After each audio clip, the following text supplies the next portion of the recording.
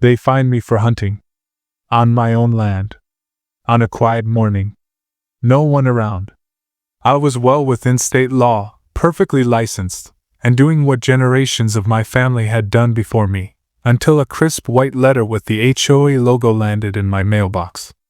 Violation: discharging a firearm within the community. $1,500 fine.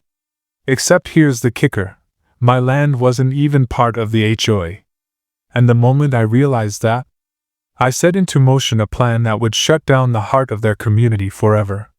Not just out of anger, but out of principle. I inherited a 60-acre wooded property from my grandfather. A beautiful stretch of rural land in the foothills, passed down through generations.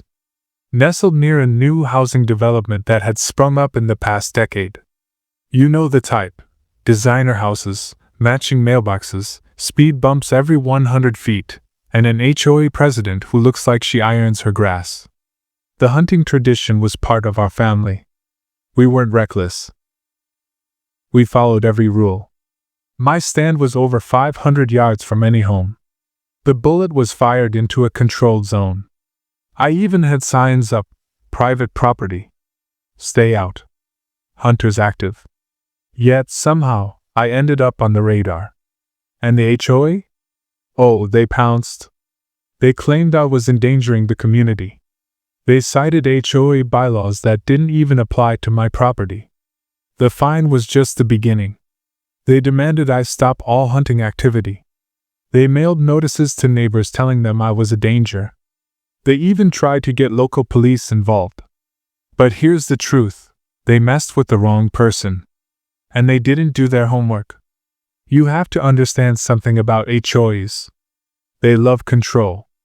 They feed off rules, subparagraphs, and power that looks official. Most of the time, people just roll over. They sign away their autonomy for a pool pass and a newsletter. But I wasn't one of their residents. And they never expected anyone to fight back. They thought they could pressure me into complying, because no one ever tells them no. About a quarter mile from my property lies a 12-acre parcel of land. Hilly, wooded, undeveloped. It butts up directly against the HOA's main hiking trail. A trail they proudly advertised in every real estate flyer. Enjoy private community access to scenic nature paths. Except, they didn't own that land. It was leased. Guess who it was about to be sold to? I called the real estate agent the day I got my second HOA letter. The 12-acre parcel had been privately owned by a retiring farmer who'd moved 2 states over. He didn't care who bought it. No development restrictions. Zoned rural. Asking price? Reasonable. 2 weeks later, it was mine. I didn't even need a loan. The HOA had no idea. Until I put up a gate. And a sign. Private property. Trail closed indefinitely. Cue the chaos. Within days, the emails started. Residents complained. Joggers turned around mid-route. Dog walkers looked stunned. Social media groups lit up. HOA board members scrambled to find answers. They had built a sense of community on that trail. Weekend walks. Easter egg hunts. Seniors' morning strolls. And now it was gone. Because of me. Because they tried to control what they never owned. It took exactly 36 hours for the first HOA email to go out to their residents. I know because a neighbor, who secretly hated the HOA too, forwarded it to me. Due to an unfortunate misunderstanding, the popular trail behind our community is temporarily inaccessible. We are working with the landowner to resolve the issue. Except I wasn't taking calls. They sent letters. Then an HOA representative knocked on my door. Polite at first. Offering to work something out. Asking what I wanted. I handed them a copy of the $1,500 fine. This is what started it, I said. And I'm not interested in any agreement that involves me pretending your HOA rules apply to my life. They weren't ready for that. The emails got angrier. They threatened legal action. Claimed I was blocking a public utility. I wasn't. The trail was recreational, and the easement expired years ago. Legally, I was bulletproof. And then came the cherry on top. Word spread fast. Residents were furious, but not at me. They were mad at the HOA board. Turns out, most of them never knew the trail wasn't actually part of the HOA's land. They'd been sold on the promise of private nature access. Now it was gone, overnight. I showed up at the next town council meeting. I didn't say much. Just brought receipts. The fine. The letters. The deed to the new land. And I made one short public comment. If you try to control people beyond your borders, don't be surprised when they push back. That clip went semi-viral on local Facebook groups. By the next week, 3 board members had resigned. But I wasn't done. Because control wasn't the only thing they were about to lose.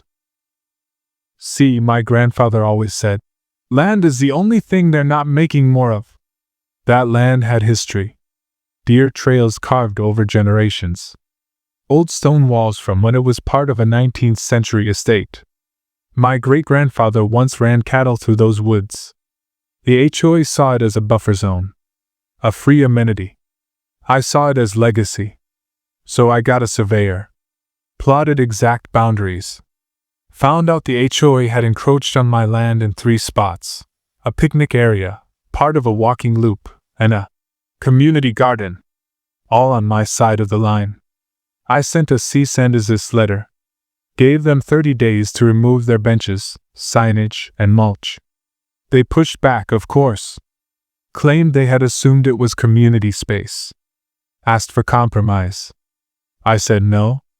I wanted them to feel what they tried to do to me. And the more they fought back, the more they exposed their desperation. I hired a local historian. Commissioned a preservation report. Applied for land trust status on parts of my property.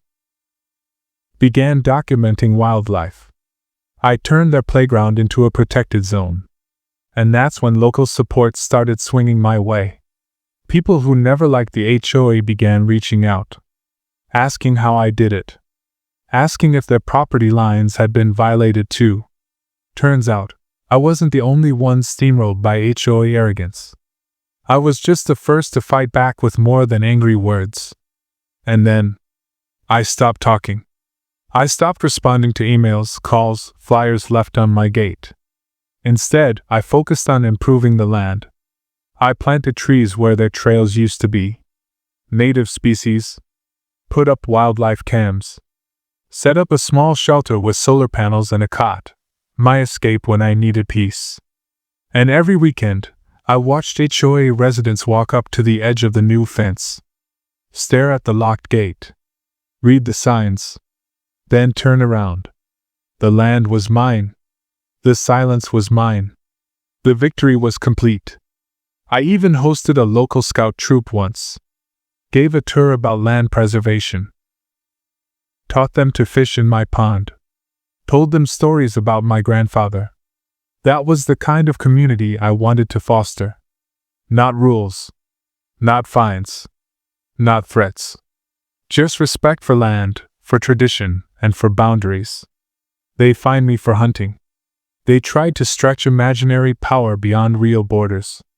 They built their kingdom on assumptions. And when those assumptions cracked, the whole illusion came tumbling down. Because I didn't just take away a trail. I took away their power to pretend they ruled over land they never owned. And now? I still hunt. I still walk those woods. I still sit on that bench near the ridge. And I listen to the wind. Not a single HOA voice in it. Just the whisper of freedom. And the memory of the day I reminded them what true ownership really means.